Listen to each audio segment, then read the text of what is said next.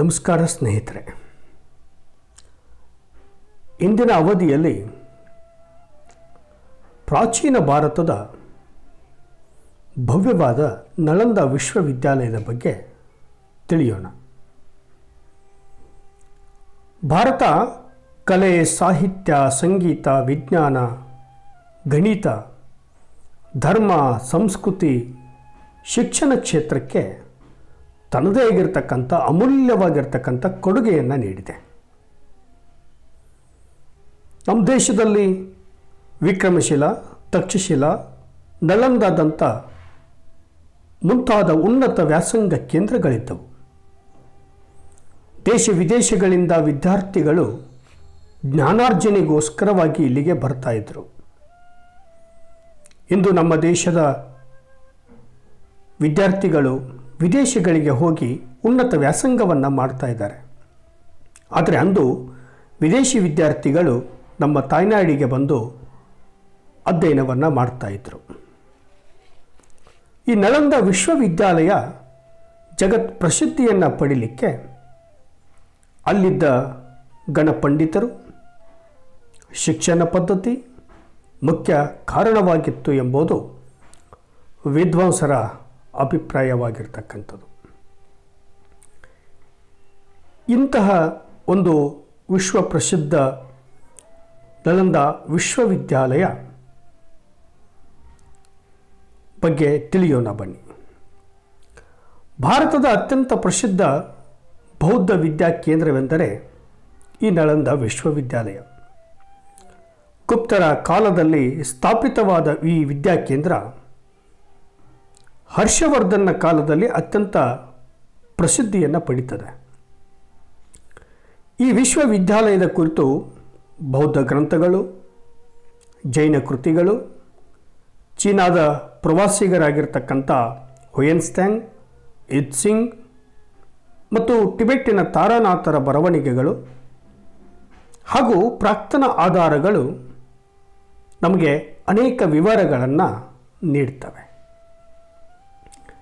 ಇನ್ನು ಈ ಪ್ರಾಚೀನ ಭಾರತದ ನಳಂದ ವಿಶ್ವವಿದ್ಯಾಲಯ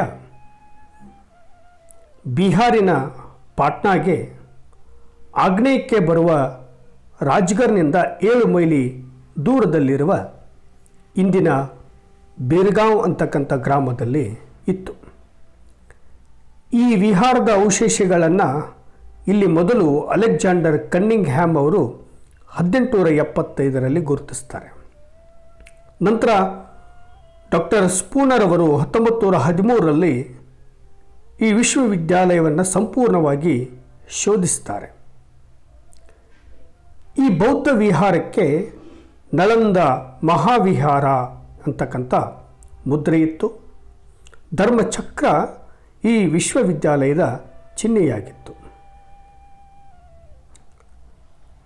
ಗುಪ್ತ ಸಾಮ್ರಾಜ್ಯದ ಚಕ್ರವರ್ತಿ 1ನೇ ಕುಮಾರಗುಪ್ತ 5ನೇ ಶತಮಾನದಲ್ಲಿ ನಳಂದ ಬೌದ್ಧ ವಿಹಾರವನ್ನು ಸ್ಥಾಪಿಸ್ತಾನೆ. ಶುಕ್ರಾದಿತ್ಯ ಎಂಬ ಶ್ರೀಮಂತ ವ್ಯಾಪಾರಿ ಇಲ್ಲಿ ವಿಹಾರವೊಂದನ್ನು ನಿರ್ಮಿಸಿ ಧನ ಸಹಾಯವನ್ನು ಮಾಡ್ತಾನೆ. ನಂತರದಲ್ಲಿ ಗುಪ್ತರ ಅರಸರಾಗಿರ್ತಕ್ಕಂಥ ಬುಧಗುಪ್ತ, ತಥಾಗತಗುಪ್ತ, ಬಲಾದಿತ್ಯರು ಇಲ್ಲಿ ಹಲವಾರು ಕಟ್ಟಡಗಳನ್ನು ಕಟ್ಟುವ ಮೂಲಕ ಬೆಳೆಸ್ತಾರೆ. ದೇಶ ವಿದೇಶದಲ್ಲಿ ಅಂದು ನಳಂದ ವಿಹಾರ ಹೆಸರುವಾಸಿಯಾಗಿದ್ದು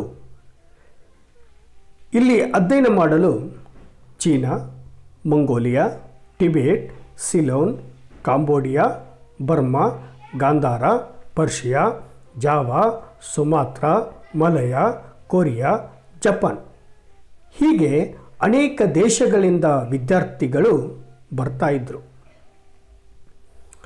ನಳಂದ ಬೌದ್ಧ ವಿಹಾರ ಭವ್ಯವಾಗಿರ್ತಕ್ಕಂಥ ಕಟ್ಟಡಗಳಿಂದ ಅಲಂಕೃತವಾಗಿತ್ತು.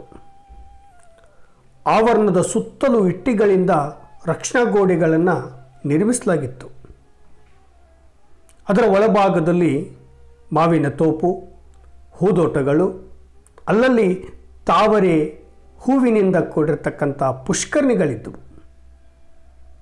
ಇಲ್ಲಿ 6 ಅಂತಸ್ತುಗಳಿಂದ ಕೂಡಿದ ಭವನಗಳು, 8 ದೊಡ್ಡ ಸಭಾಂಗಣಗಳು, 300 ಕೊಠಡಿಗಳಿದ್ದವು. ಹಾಗೆ 2 ಪ್ರಯೋಗಾಲಯಗಳು, ಒಂದು ಎತ್ತರವಾದ ಖಗೋಳ ವೀಕ್ಷಣಾಲಯವಿತ್ತು. ವಿದ್ಯಾರ್ಥಿಗಳಿಗಾಗಿ ಪ್ರಾಧ್ಯಾಪಕರುಗಳಿಗೆ ಪ್ರತ್ಯೇಕವಾಗಿರ್ತಕ್ಕಂಥ ವಸತಿ ಗೃಹಗಳನ್ನು ನಿರ್ಮಿಸಲಾಗಿತ್ತು. ವಿಹಾರದ ಮಧ್ಯದಲ್ಲಿ 80 ಅಡಿ ಎತ್ತರದ ಬುದ್ಧನ ಪ್ರತಿಮೆಯನ್ನು ನಿರ್ಮಿಸಲಾಗಿತ್ತು. ದೊಡ್ಡ ಹಜಾರಗಳ ಕಂಬಗಳು, ಗೋಪುರಗಳು ಸೂಕ್ಷ್ಮ ಕೆತ್ತನೆಗಳಿಂದ ಅಲಂಕೃತಗೊಂಡಿತು. ಎತ್ತರವಾದ ಕಟ್ಟಡಗಳ ಕಿಟಕಿಯಿಂದ ನೋಡಿದಾಗ ಮನಮೋಹಕ ನಿಸರ್ಗ ಕಣ್ಣು ಕುಕ್ಕಿಸ್ತಾ ಇತ್ತು. ಈ ವಿಶ್ವವಿದ್ಯಾಲಯ ಬೀರ್ಗಾಂವ್ ನದಿ ತಟದಲ್ಲಿ ಪ್ರಶಾಂತತೆಯಿಂದ ಜ್ಞಾನ ದಿವಿಗೆಯಾಗಿ ಪ್ರಕಾಶಿಸ್ತಾ ಇತ್ತು ಅಂತ ಹುಯೆನ್ತ್ಸಾಂಗ್ ತಿಳಿಸಿದ್ದಾನೆ.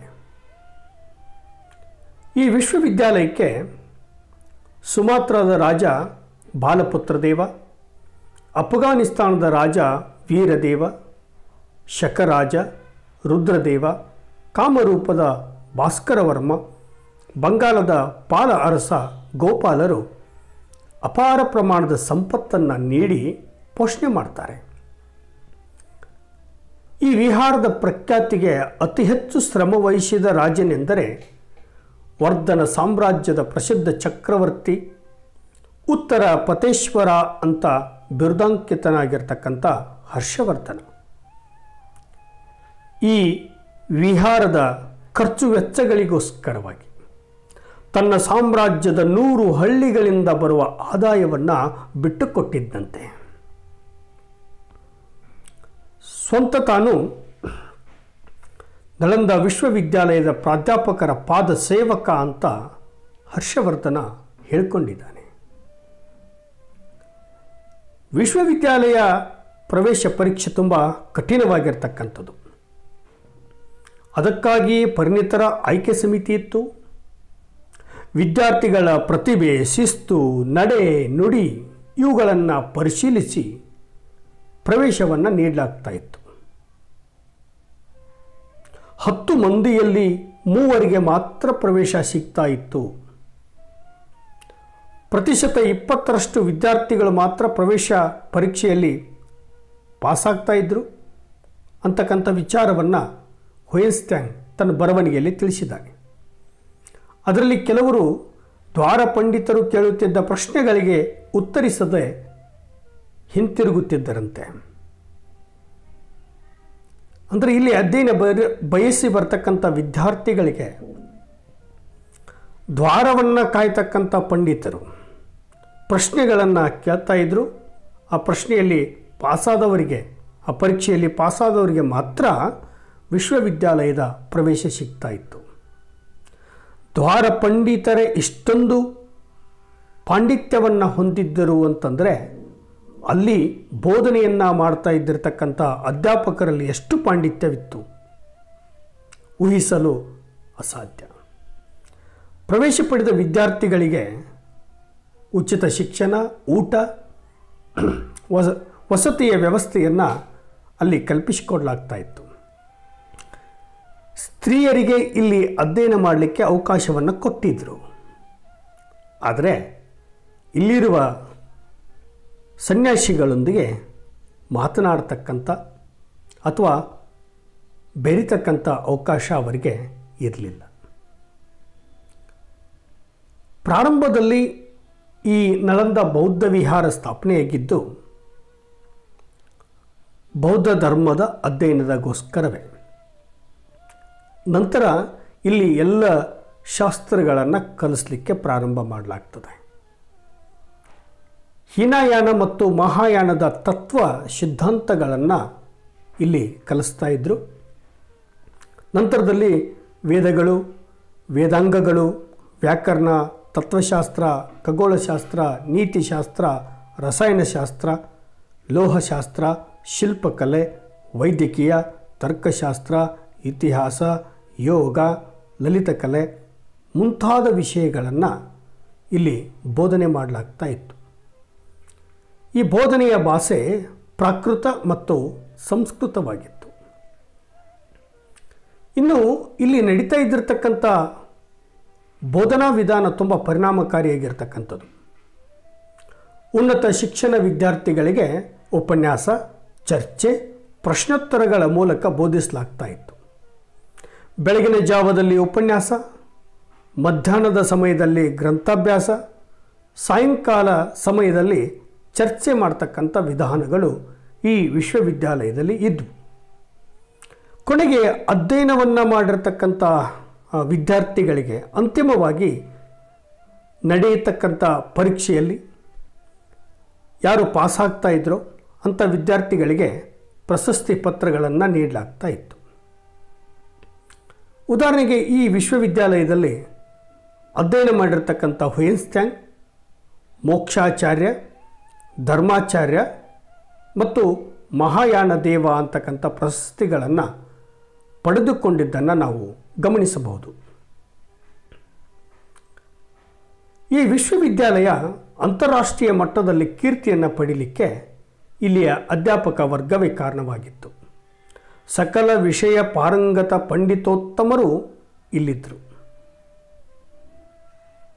ಕಂಚಿಯವನಾದ ಬೌದ್ಧ ವಿದ್ವಾಂಸ ಧರ್ಮಪಾಲ ನಳಂದ ವಿಶ್ವವಿದ್ಯಾಲಯದ ಕುಲಪತಿಯಾಗಿದ್ದ. ನಂತರ ಸಮತಟದ ಬೌದ್ಧ ಪಂಡಿತನಾದ ಶೀಲಭದ್ರನು ಕುಲಪತಿಯಾದ. ದಿಗ್ನಾಂಗ, ಸ್ಥಿರಮತಿ, ಆರ್ಯದೇವ, ನಾಗಾರ್ಜುನ, ಅಸಂಗ, ವಸುಬಂಧು, ಚಂದ್ರಪಾಲ, ಶಾಂತರಕ್ಷಿತ, ಪ್ರಭಾಮಿತ್ರ, ಜೀನಮಿತ್ರ ಮುಂತಾದವರು ಇಲ್ಲಿಯ ಪ್ರಸಿದ್ಧ ಪ್ರಾಧ್ಯಾಪಕರಾಗಿದ್ದರು. ವಿದ್ಯಾರ್ಥಿಗಳಿಗೆ ಒಂದು ಜ್ಞಾನದ ದಾಸೋಹವನ್ನು ಮಾಡ್ತಾಯಿದ್ರು. ಇಲ್ಲಿ ಸುಮಾರು 1500ಕ್ಕಿಂತ ಅಧಿಕ ಪ್ರಾಧ್ಯಾಪಕರಿದ್ದರು ಅನ್ನೋದು ನಮಗೆ ತಿಳಿದು ಬರ್ತದೆ. ಅದರಲ್ಲಿ ಕುಲಪತಿಯಾಗಿರ್ತಕ್ಕಂಥ ಶೀಲಭದ್ರ ಪಂಡಿತರಲ್ಲಿಯೇ ಮಹಾಪಂಡಿತನಾಗಿದ್ದಂತೆ. ಈ ಶೀಲಭದ್ರನನ್ನು ಚಲಿಸುವ ವಿಶ್ವವಿದ್ಯಾಲಯ ಅಂಥೇಳಿ ಕರೆಯಲಾಗ್ತಾ ಇತ್ತು. ಒಂದು ಕಡೆಗೆ ಜನ ಅನ್ಕೋತಾ ಇದ್ದರು, ಇಡೀ ವಿಶ್ವವಿದ್ಯಾಲಯವು ನಾಶವಾದರೂ ಇವನೊಬ್ಬ ಉಳಿದರೆ ಸಾಕು ಅಂತಕ್ಕಂಥ ಭಾವನೆ ಅಲ್ಲಿಯ ಜನರಲ್ಲಿ ಮತ್ತು ವಿದ್ಯಾರ್ಥಿಗಳಲ್ಲಿತ್ತು. ಯಾಕೆಂದರೆ ಅಷ್ಟೊಂದು ಪಾಂಡಿತ್ಯಪೂರ್ಣ ವ್ಯಕ್ತಿ ಶೀಲಭದ್ರ ಆಗಿದ್ದ. ಈ ವಿದ್ಯಾಪೀಠದಲ್ಲಿ 10,000ಕ್ಕಿಂತ ಹೆಚ್ಚು ವಿದ್ಯಾರ್ಥಿಗಳು ಮತ್ತು 1000 ಪ್ರಾಧ್ಯಾಪಕರು ಇದ್ದರು ಅಂತಕ್ಕಂಥದ್ದನ್ನು ಹುಯೆನ್ತ್ಸಾಂಗ್ ತಿಳಿಸಿದ್ದಾನೆ. ಇನ್ನು ನಳಂದ ವಿಶ್ವವಿದ್ಯಾಲಯದ ಆವರಣದಲ್ಲಿ ಒಂದು ಬೃಹತ್ತಾಗಿರ್ತಕ್ಕಂಥ ಗ್ರಂಥ ಭಂಡಾರವಿತ್ತು. ಈ ಗ್ರಂಥ ಭಂಡಾರಕ್ಕೆ ಧರ್ಮಗಂಜ್ ಅಂಥೇಳಿ ಕರೆಯಲಾಗ್ತಾ ಇತ್ತು. 3 ಅಂತಸ್ತಿನ 3 ಪ್ರತ್ಯೇಕ ಭವ್ಯ ಮಂದಿರಗಳಿದ್ವು. ಅವುಗಳಿಗೆ ರತ್ನೋದಧಿ, ರತ್ನರಂಜಕ, ರತ್ನಸಾಗರ ಅಂಥೇಳಿ ಹೆಸರನ್ನು ಇಡಲಾಗಿತ್ತು. ಇಲ್ಲಿ ಸಾವಿರಾರು ಓಲೆಗರಿ ಗ್ರಂಥಗಳ ಸಂಗ್ರಹ ಇತ್ತು. ಅವುಗಳನ್ನು ನಕಲು ಮಾಡಲು ಪ್ರತ್ಯೇಕ ವಿಭಾಗವೇ ಇತ್ತು. ಆದರೆ ಇಂಥ ಭವ್ಯವಾಗಿರ್ತಕ್ಕಂಥ ವಿಶ್ವವಿದ್ಯಾಲಯ ಅನೇಕ ವಿದೇಶಿಗರ ದಾಳಿಗೆ ತುತ್ತಾಗಿ ನಾಶವಾಗ್ತದೆ. ವಿಶ್ವವಿಖ್ಯಾತಿ ಪಡೆದ ಈ ಮಹಾವಿಹಾರವು ಹೂಣರ ನಾಯಕ ಮಿಹಿರ ಕುಲನಿಂದ ನಾಶವಾಗ್ತದೆ. ಆದರೆ ಬಲಾದಿತ್ಯನು ಮಿಹಿರ ಕುಲನನ್ನು ಸೋಲಿಸಿ ನಳಂದ ವಿಹಾರವನ್ನು ಜೀರ್ಣೋದ್ಧಾರ ಮಾಡ್ತಾನೆ. ಆದರೆ 12ನೇ ಶತಮಾನದಲ್ಲಿ ಬಖ್ತಿಯಾರ್ ಖಿಲ್ಜಿ ಈ ವಿಹಾರವನ್ನು ಸಂಪೂರ್ಣವಾಗಿ ನಾಶ ಮಾಡ್ತಾನೆ. ಇಲ್ಲಿದ್ದ ವಿದ್ಯಾರ್ಥಿಗಳನ್ನು, ಪಂಡಿತರನ್ನು ಕೊಲೆ ಮಾಡ್ತಾನೆ. ಗ್ರಂಥ ಭಂಡಾರಕ್ಕೆ ಬೆಂಕಿ ಇಟ್ಟು ಸುಡ್ತಾನೆ. ಒಂದು ಹೇಳಿಕೆ ಪ್ರಕಾರ ಇಲ್ಲಿರುವ ಗ್ರಂಥಾಲಯ 6 ತಿಂಗಳುಗಳ ಕಾಲ ಹೊತ್ತಿ ಉರಿತಂತೆ. ಅಂದರೆ ಇಲ್ಲಿ ಎಷ್ಟು ಅಪಾರ ಗ್ರಂಥ ಸಾಹಿತ್ಯ ಇತ್ತು ಅನ್ನೋದನ್ನು ನಾವು ಖಚಿತಪಡಿಸಿಕೊಳ್ಬೋದು. ಇಲ್ಲಿ ಅಧ್ಯಾಪನ ಮಾಡಿದ ಪಂಡಿತರು ಓದಂತಪುರಿ, ವಲ್ಲಭಿ, ವಿಕ್ರಮಶಿಲೆಗಳಂತಹ ವಿಶ್ವವಿದ್ಯಾಲಯಗಳ ಸ್ಥಾಪನೆಗೆ ಕಾರಣರಾಗಿರ್ತಕ್ಕಂಥವ್ರು. ಇಂಥ ಭವ್ಯವಾಗಿರ್ತಕ್ಕಂಥ ವಿಶ್ವವಿದ್ಯಾಲಯ ನಾಶವಾಗಿ ಮತ್ತು 2014ರಲ್ಲಿ ಪುನರ್ ಸ್ಥಾಪನೆಯಾಗಿದೆ. ಧನ್ಯವಾದಗಳು.